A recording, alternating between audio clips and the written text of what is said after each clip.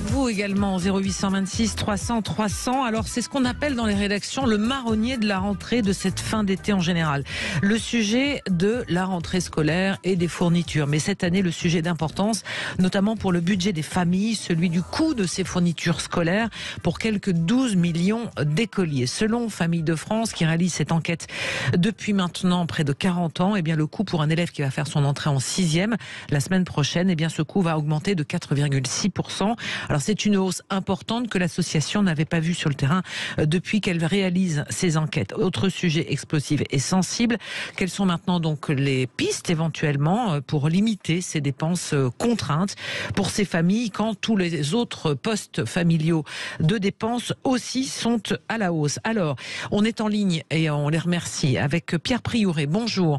Vous êtes secrétaire général du SNES-FSU en Haute-Garonne, professeur de maths dans un lycée toulousain. Bonjour Pierre Priouré. Bonjour. Éric Labastie, secrétaire général de la FCPE, première fédération de parents d'élèves. Bonjour Éric Labastie. Bonjour. Et puis Benoît Ménard également avec nous, secrétaire général de la Confédération syndicale des familles. Bonjour à vous. Bonjour. Et dans un instant, nous rejoindra également un maire d'une commune de l'Essonne qui a pris une décision importante depuis plusieurs années pour justement permettre à toutes les familles d'être sur un pied d'égalité finalement pour cette rentrée des classes. Alors, première question, la hausse des fournitures scolaires avec la hausse du prix du papier, de toutes les matières premières, c'était quasiment inévitable que ça se passe comme ça. Une circulaire a été lancée, proposée dans l'éducation nationale au mois de juin pour que les enseignants limitent les demandes et les besoins. Pierre Priouré, c'est quelque chose, j'allais dire, que les enseignants font déjà depuis pas mal d'années, de limiter justement les demandes. Oui, on essaye quand même maintenant depuis plusieurs années, pour pas dire plusieurs dizaines d'années, de se mettre d'accord en équipe pour limiter les fournitures, essayer d'harmoniser les demandes aussi sur l'ensemble de la scolarité, ce qui permet éventuellement de réutiliser des fournitures d'une année sur l'autre. Bon, après, c'est sûr qu'il peut y avoir quelques petits ajustements à la rentrée, mais globalement quand même, tout le monde est attentif à cette problématique-là pour une raison très simple, c'est que les professeurs sont aussi parents d'élèves souvent, oui, et donc directement concernés. Oui, ils sont en première ligne aussi avec ces dépenses contraintes.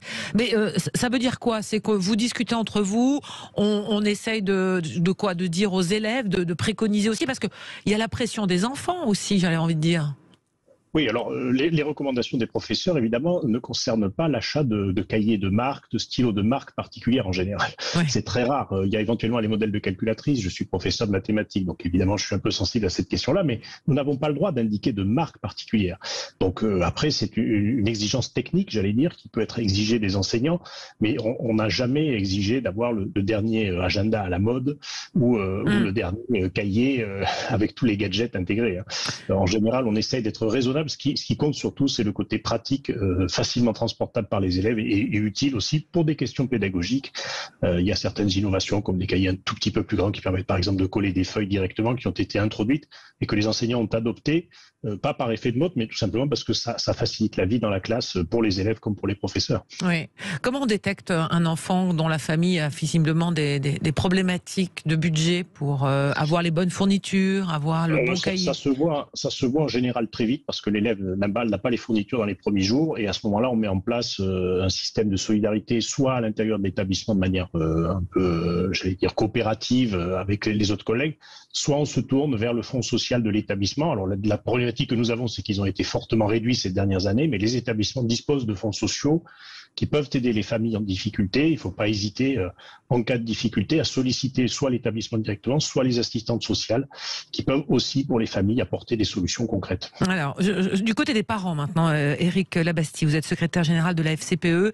Là aussi, vous, du côté des fédérations de parents d'élèves, vous êtes attentive à cette liste des fournitures, à cette inflation que l'on annonce pour cette rentrée. Qu'est-ce que vous mettez en place, des bourses pour permettre pas des achats groupés par exemple?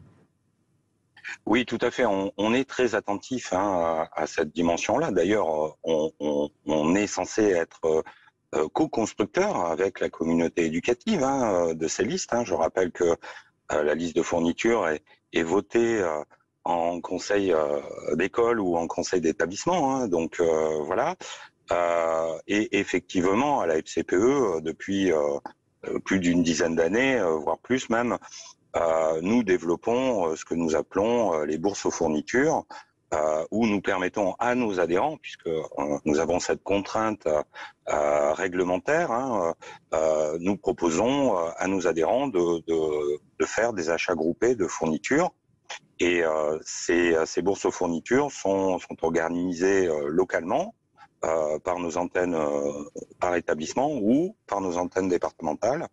Et d'ailleurs, j'invite les parents, puisqu'on est dans une logique de trucs et astuces pour cette rentrée, pour une rentrée moins chère, on va dire. Oui, on va parler des autres sujets dans un instant. Voilà.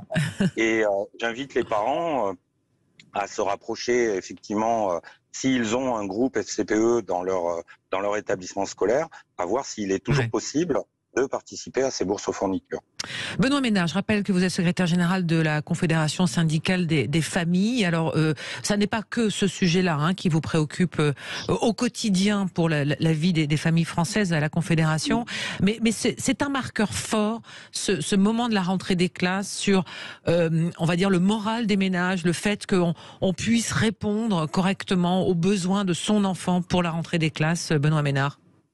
Oui, alors c'est très important. C'est important pour nous puisque ça fait 49 ans d'ailleurs qu'on fait une étude sur le coût de la scolarité, ce qui nous amène à avoir un regard critique sur notamment l'allocation de rentrée scolaire, que nous on préférerait appeler allocation de réussite scolaire, et sur le fait, la façon dont les familles vont pouvoir assumer le coût de la scolarité de leur enfant. Alors c'est très important. Alors paradoxalement, cette année, l'évaluation que nous avons, c'est que le coût de la scolarité va être un peu moins élevé malgré la hausse, parce que, comme les interlocuteurs précédents l'ont dit, les familles s'adaptent, elles réemploient un certain nombre de matériaux qui n'ont pas forcément été utilisés l'année précédente. Deuxièmement, il y a eu l'effet pandémie aussi, où un certain nombre de familles ont pu s'équiper en matériel informatique, et ça ne va pas être une nouvelle dépense cette année. Donc, il y a on parlait de trucs et astuces, il y a toute une adaptation des familles qui essayent de gérer au mieux leur budget. Mais ça veut dire qu'elles attaquent ce qu'on appelle le dur maintenant, c'est-à-dire que les dépenses de scolarité, c'est une dépense impondérable pour les familles qui tiennent beaucoup pour l'avenir de leurs enfants, et ça peut avoir des conséquences extrêmement fortes. Ça peut décider de l'orientation d'un enfant. Par exemple, soulignons que l'allocation de rentrée scolaire devrait être progressive et s'adapter aux situations des enfants, et notamment dans les filières techniques pour les adolescents, le coût de la scolarité est extrêmement élevé, du fait du matériel nécessaire, et certains doivent parfois renoncer à une orientation qu'ils auraient choisie parce qu'ils n'ont pas les moyens d'assurer les frais de la scolarité. Ce qui est quand même préjudiciable pour les enfants, bien sûr, en premier, enfin les jeunes, bien sûr, en premier, mais aussi pour la société en entier, puisque c'est par ailleurs des métiers qu'on qualifie en tension et sur lesquels il y a un manque de formation. Donc là, il y a quelque chose sur lequel on appelle les pouvoirs publics à réfléchir sur comment on adapte les moyens mis à disposition pour qu'on puisse évoluer vers une scolarité réellement gratuite. Alors, juste un satisfait, cette année, au moins, contrairement à l'année dernière, le ministre de l'Éducation a confirmé que l'allocation de rentrée scolaire était bien utilisée par les parents, ce qui est confirmé par toutes les études. Et il faut souligner que cette allocation de rentrée scolaire est absolument indispensable et qu'elle permet de réduire les inégalités en matière de destin scolaire pour les enfants. Oui, c'est parce que vous évoquez, Benoît Ménard, cette polémique qui a eu lieu comme chaque année. Ça aussi, c'est un marronnier sur l'utilisation des fonds de la rentrée scolaire. Non, on ne l'utilise pas pour d'autres choses, dans l'immense majorité, que pour la rentrée de ses enfants. Vous êtes d'accord avec ça ? Nous sommes non seulement d'accord, mais nous enfonçons le clou. Merci au ministre cette année de l'avoir soutenu. Oui, ce qui n'était pas le cas de Jean-Michel Blanquer. Le ministre actuel, alors que Jean-Michel Blanquer avait dit objectivement des bêtises sur l'utilisation de l'allocation de rentrée scolaire, et d'ailleurs sur le commerce des écrans plats, qui n'est pas à son summum au mois de septembre. Donc là-dessus, il faut combattre cette idée. C'est une allocation extrêmement utile. Elle pourrait être améliorée. Nous demandons de l'améliorer pour qu'elle soit progressive et qu'elle tienne mieux compte des besoins de chaque âge. elle est moins forte évidemment en élémentaire ou en maternelle qu'en lycée professionnel. Et bien qu'elle soit un peu progressive, la progressivité ne tient pas compte de la réalité. Justement, sur cette allocation de rentrée scolaire, Éric Labastie, secrétaire général de la FCPE, comment vous jugez ce débat qui revient chaque année sur une soi-disant mauvaise utilisation de l'allocation Moi, je considère, enfin, à la FCPE, nous considérons qu'on est systématiquement dans un contre-feu. Voilà, on ouvre un contre-feu. En plus, et encore une fois, cette année, nous avons une proposition de loi complètement stérile et hallucinante qui stigmatise une partie de la population française. Donc, et ces débats-là n'ont rien à faire à la rentrée scolaire. D'autant plus cette année avec effectivement cette flambée de l'inflation et cette nécessité de l'allocation de rentrée scolaire. Alors, juste une petite chose, les enfants en maternelle n'en bénéficient pas puisque l'allocation de rentrée scolaire commence à partir et peut être perçue par les familles à partir de 6 ans jusqu'à 18 ans. C'est justement un problème aujourd'hui. C'est-à-dire que lors de la mandature du précédent ministre de l'Éducation nationale, on a inscrit une scolarité obligatoire, enfin une instruction obligatoire dès 3 ans. Et effectivement, ces enfants qui rentrent à l'école maternelle, n'ont pas les mêmes coûts, hein, on est tous d'accord, sauf qu'il y a des coûts. Quand même, on demande régulièrement aux familles de fournir des paquets de feuilles, de fournir des feutres, de fournir un certain nombre de choses. Et effectivement, ces enfants ne perçoivent pas, enfin les familles ne perçoivent pas d'allocation pour ces enfants-là. Alors ce matin sur Sud Radio, on essaye de voir comment on peut limiter la facture qui grimpe d'année en année et surtout cette année pour la rentrée des classes. Alors il y a des communes, par exemple la commune de Lys dans l'Essonne, et on est avec Michel Soulimiac qui en est le maire sans étiquette. Bonjour Michel Soulimiac. Bonjour.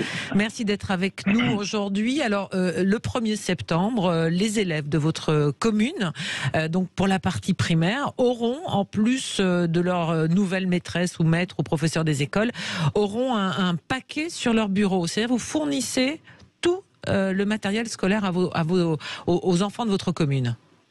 Alors effectivement, oui, nous fournissons, nous apportons toutes les fournitures scolaires depuis, c'est une longue tradition sur la commune. Bon, ça s'est affiné au fil des ans. Depuis l'année dernière, aux classeurs, aux cahiers, nous ajoutons effectivement un dictionnaire qui a été demandé par les enseignants. Donc nous sommes partis dans les années passées d'une trousse qui était complète avec maintenant tout un ensemble de fournitures. Donc toutes les fournitures qu'ont besoin les enfants, ils vont les trouver sur leur table le jour de rentrée. Donc c'est une habitude, ça permet une rentrée beaucoup plus sereine pour les parents.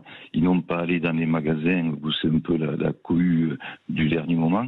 Donc cette tension qui est perceptible, nous essayons de la réduire et bien sûr avec des conséquences favorables pour les enfants. Oui, ils sont tous logés à la même enseigne, au même titre que, voilà, simplement on a la même trousse. Enfin, en gros, vous dites ça répond à plusieurs objectifs. Effectivement, donc il y a cet objectif de sérénité, il y a l'objectif effectivement du pouvoir d'achat, puisque on sait qu'aujourd'hui, en période d'inflation, nous avons une augmentation des coûts, donc nous essayons d'aider les parents à travers notamment les fournitures scolaires, mais aussi à travers la restauration scolaire, où nous avons une augmentation des coûts et où nous répercutons pas la hausse des coûts, et on profite aussi du dispositif de l'État qui permet de mettre des repas à 1 €. Donc nous avons 3 quotients, les 3 premiers quotients, le repas est 1 €, ça a beaucoup de succès aussi, et ça augmente le nombre d'enfants qui restent sur la cantine. Donc c'est un élément, les fournitures scolaires sont un élément de défense du pouvoir d'achat, et comme vous l'avez évoqué, c'est aussi une recherche d'efficacité, parce qu'on n'achète pas des produits avec des marques à la mode, donc on achète uniquement ce que l'on a besoin. Et chaque année, c'est passé au peigne fin, la liste est passée au peigne fin avec les enseignants et les parents d'élèves, et tout le monde réfléchit pour avoir une liste utile. Avant-hier, il y a une maman qui m'a arrêté dans la rue pour me dire peut-être que les tailles crayons, une année sur 2, ça suffirait. Donc maintenant, on va réfléchir de savoir si effectivement les tailles crayons, une année sur 2, ça suffirait. On en est à l'époque de la sobriété. Bon, bah écoutez, merci beaucoup et bravo, monsieur le maire de Lys, Michel Souloumiac, pour cette initiative qui effectivement a été installée il y a plusieurs années. Et c'est pour ça qu'on voulait faire un petit clin d'œil à toutes ces communes, ces départements aussi, les régions. Justement, Pierre Prioret, secrétaire général du SNES FSU, la puissance publique aujourd'hui de l'éducation nationale se désengage de plus en plus de mal à répondre vraiment à son principe d'école gratuite. Je ne sais pas s'il y a de plus en plus de mal. En tout cas, ce qui est certain, c'est qu'il y a du chemin à parcourir. Vos invités l'ont montré. Nous militons en interne, évidemment, ça ne se voit pas forcément, mais nous ne cessons de réclamer une participation plus forte de l'État, parce qu'on sait très bien, effectivement, que le coût de la cantine est parfois un obstacle pour certaines familles, qu'il y a des enjeux sociaux autour de la prise du repas du midi pour certaines familles. C'est important que les enfants puissent manger à l'école, au collège ou au lycée.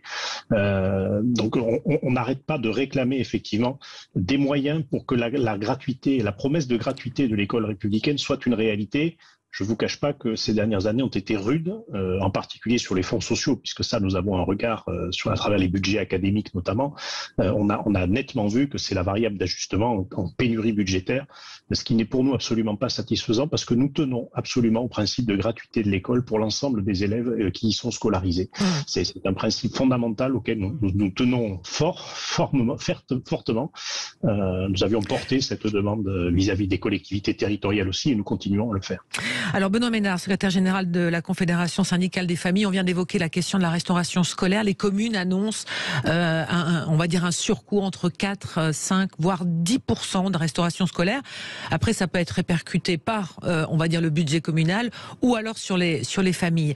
Qu'est-ce que vous dites, vous, par rapport à ce risque-là d'inflation? Là aussi, c'est un sujet sensible, la question de la restauration scolaire pour l'ensemble des enfants. Alors, je dis nous disons d'abord qu'il y a une grande inégalité territoriale en termes de coût de la scolarité, alors qui peut être liée à la restauration scolaire et aux politiques communales. Et donc, nous souhaitons qu'il y ait une réflexion sur une harmonisation des politiques communales pour qu'il y ait une réelle égalité de ce point de vue-là. C'est aussi le cas pour le transport scolaire. Il y a des régions qui vont prendre en charge à 100% le transport scolaire et d'autres non. Ça donne évidemment un accès à la scolarité qui n'a pas le même coût. Voilà, donc dans le coût de la rentrée scolaire, il y a aussi le coût de la scolarité tout au long de l'année. Et donc on appelle les pouvoirs publics à être très vigilants sur ces sujets-là. C'est un investissement, l'éducation, et donc il est indispensable que dans les budgets publics, il y ait une prise en charge forte des coûts annexes à la scolarité, mais qui ne sont pas pris en charge, handicapent la scolarité. Donc c'est extrêmement important que la restauration scolaire soit un tarif abordable pour tous les enfants. Et donc, a priori, nous, ce qu'on souhaite, c'est que l'amortissement que ce soit les budgets communaux qui amortissent l'inflation et qu'ils ne pèsent pas directement sur les familles, en tout cas pas totalement. Et pareil pour le transport, qu'il y ait des efforts qui soient faits pour que dans l'ensemble des régions, l'accessibilité scolaire soit la même. Oui. Éric Labastille, secrétaire général de la FCPE. Alors, on voit le problème de la restauration scolaire, mais on entend aussi ce matin la problématique du manque de professeurs. Il y a le manque de chauffeurs de bus, de transport scolaire. On a aussi le manque, on va dire, des infirmières ou des médecins scolaires. Est-ce que vous dites cette rentrée avec le nouveau ministre de l'Éducation nationale, Pape Ndiaye, c'est la, on va dire, la rentrée de tous les manques? Alors, concrètement, sur le terrain, malheureusement, nous avons peur à la FCPE de faire ce constat-là. Il y a une promesse du ministre qui est effectivement de mettre un enseignant devant chaque classe. Donc, on pense que c'est un mirage, hein, ou un miroir aux alouettes. Hein, donc voilà. Notre inquiétude, elle n'est pas sur la rentrée, sur les quelques jours de la rentrée. Elle est sur l'incidence que ça va avoir dans la durée. C'est-à-dire que nous pensons que déjà les effectifs par classe sont déjà très très hauts, que ces enseignants que les services du ministère essayent d'aller chercher vont être majoritairement des contractuels qui ne sont pas forcément formés. Que le ministère retarde de plus en plus son travail sur le métier d'enseignant et sur sa revalorisation. Et puis, notre inquiétude, c'est que va-t-il se passer dans quelques semaines quand effectivement, peut-être, et nous l'espérons pas, hein, certains contractuels se rendront compte que c'est compliqué ce métier-là, ou que c'est difficile par rapport à leur rémunération et les temps de transport qu'ils vont avoir, et ainsi de suite. Donc, tout cela est très, très, très difficile. Je voudrais juste revenir sur la gratuité du service public de l'éducation, puisque nous, à la FCPE, nous militons pour le service public de l'éducation gratuit. Et effectivement, on sait que beaucoup de collectivités font des efforts de toutes sortes, en apportant des fournitures, y compris des fournitures d'ailleurs dans les voies professionnelles, qui sont souvent les fournitures les plus chères, hein. Et puis en matière de restauration ou de transport scolaire. Aujourd'hui, nous estimons que c'est à l'État à faire cet effort-là. Si on prend la restauration scolaire, la représentation nationale a supprimé la taxe audiovisuelle pour un montant de 3 milliards et demi d'euros. Nous estimons que pour amener les collectivités à mettre en place une restauration scolaire gratuite, c'est le même montant. Donc, quelles sont nos priorités? Quel est le choix que nous faisons pour l'avenir? Cet avenir étant nos enfants. Allez, dernière petite chose, Pierre Priouré, secrétaire général du SNES FSU en Haute-Garonne, et vous êtes prof de maths dans un lycée toulousain. Vous attendez quoi de votre nouveau ministre? Il rentre en scène aujourd'hui du côté de Créteil, je crois, justement, pour parler de ce manque de profs. Écoutez, la tâche du ministre va être d'essayer de faire oublier les années du ministère Blanquer, mais notre collègue de la FCPE, votre invité, a été très clair sur les craintes qui pèsent sur cette rentrée, et il ne faut pas s'attendre à ce qu'il fasse des miracles. Dans un budget qu'il a une marge de manœuvre assez réduite et qu'il prend son poste dans des conditions quand même très inquiétantes pour la préparation de la rentrée. Nous, on l'a vu en interne avec le rectorat, et effectivement l'affectation d'enseignants qualifiés dans la durée devant les classes, c'est un vrai sujet. Je ne sais pas comment il va s'en sortir, mais en tout cas, ses marges de manœuvre sont extrêmement faibles et nous sommes très inquiets. Voilà, bon, écoutez, merci beaucoup à tous les trois. Benoît Ménard, secrétaire général de la Confédération syndicale des familles. D'un mot, les familles doivent ne pas rester seules si on a des difficultés en cette rentrée avec toutes les factures qui explosent. C'est ce que vous conseillez? Alors bien sûr, il faut s'unir, et on peut aussi, alors une association comme la nôtre aide non seulement sur l'aspect scolarité, mais aussi sur l'aspect logement, l'aspect consommation. Donc n'hésitez pas à rejoindre les associations familiales, elles peuvent vous soutenir. Merci à vous tous les trois. Éric Labastie, secrétaire général de la FCPE, et Pierre Priouré, secrétaire général du SNES FSU en Haute-Garonne. Bonne rentrée scolaire à tout le monde. Alors c'est le sujet, c'est la semaine prochaine, les profs. C'est mercredi, et les enfants c'est à partir de jeudi, et d'autres à partir de vendredi. J'aime beaucoup la rentrée des classes un vendredi. Enfin, c'est les enfants qui aiment ça en général. Merci à tous les trois pour ce focus et ces bonnes idées. Dans un instant, on va s'intéresser à un autre sujet, à une inquiétude, la question pour comprendre pourquoi le secteur de l'apprentissage, ça suit la scolarité, se pose en ce moment, est en plein doute sur la rentrée à venir. On en parle avec notre invité. À tout de suite.